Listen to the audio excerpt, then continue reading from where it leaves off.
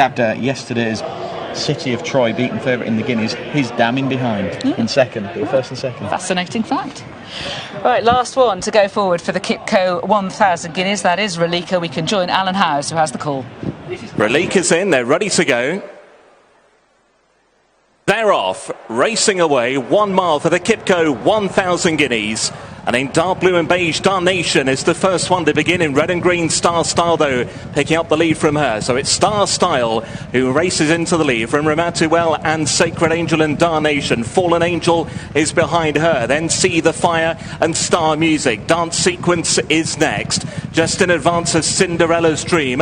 A little bit wider out than is Pretty Crystal. Regal Jubilee moving through to be midfield. Then Porta Fortuna. Ylang Ylang is further back. Tamfana is also towards the rear. In the white and green, Elmalka is at the back of the field as well. They're about to go up through halfway. It is Star Style and Pat Dobbs who lead. From Sacred Angel, Ramatuelle and Darnation. Then Fallen Angel, the Grey Silks, away towards the left-hand side together with the nose-banded See the Fire. They're then being tracked through by Cinderella's Dream. And next is Pretty Crystal, followed by Dance Sequence and Porta Fortuna, who's trying to go on the improve. They're racing now down towards the final 2.5 furlongs.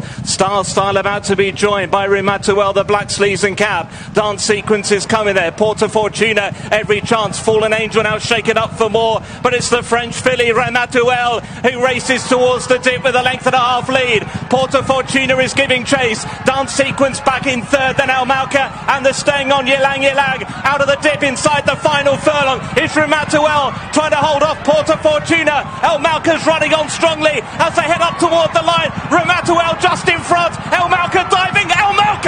Elmalka's won the Guineas from Porta Fortuna. Ramatuelle, Ylang Ylang and Tamfana.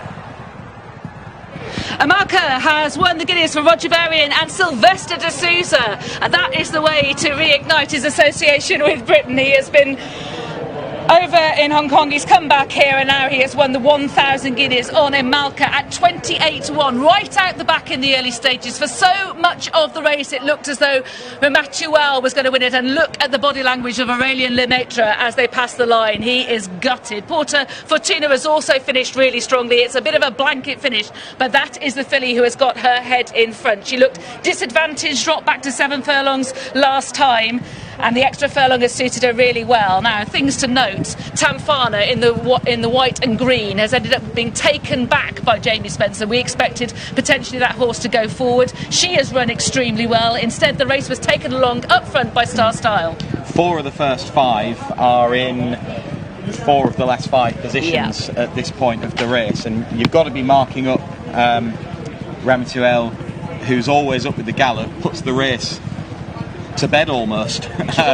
She quickens clear and looks like she's going to be an impressive winner of the Guineas, but it's always in the back of your mind that was she going to be a strong stayer at the trip. I think she has actually seen it out, but just not in a race as well run as this one. I'm sure it's been well run.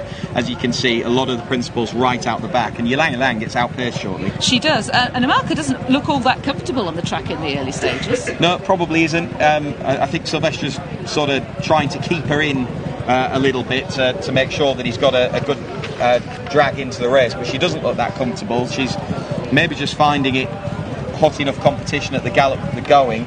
Really impressed by the way that Jamie Spencer and Tamalfa travel into the race, Tamfana even travel into the race, but she just gets horses coming back into her lap a little bit, and he has to switch left, at which point from behind her the winner has sort of gone on, and I think it's a massive run from Tamfana, who got a long way back. The race kind of got away from her, and then she finishes and never near her, what, 3rd or 4th or something?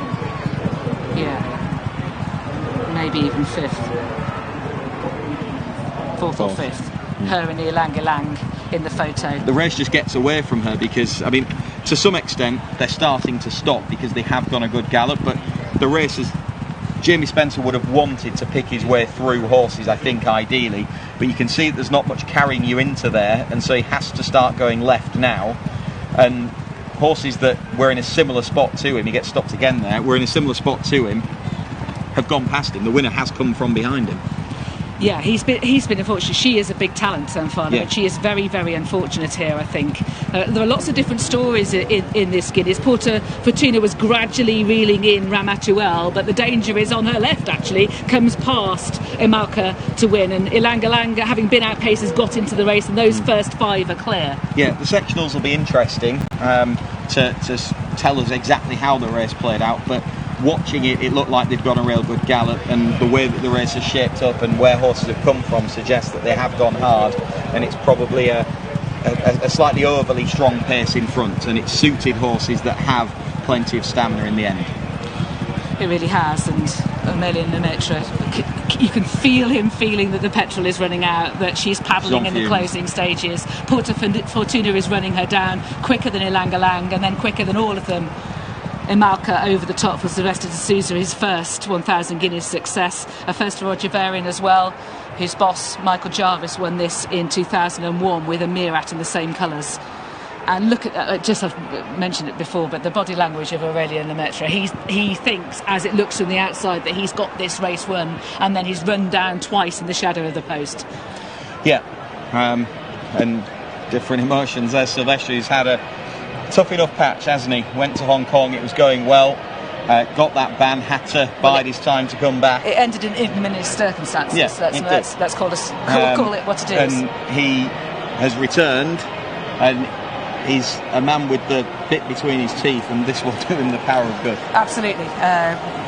In an interview that I did with him at Sandown only a week ago, he was talking about, wanting support, asking for support, and all the different people being able to see his talent. And there's no better way to advertise it back here in Britain than with a classic winner.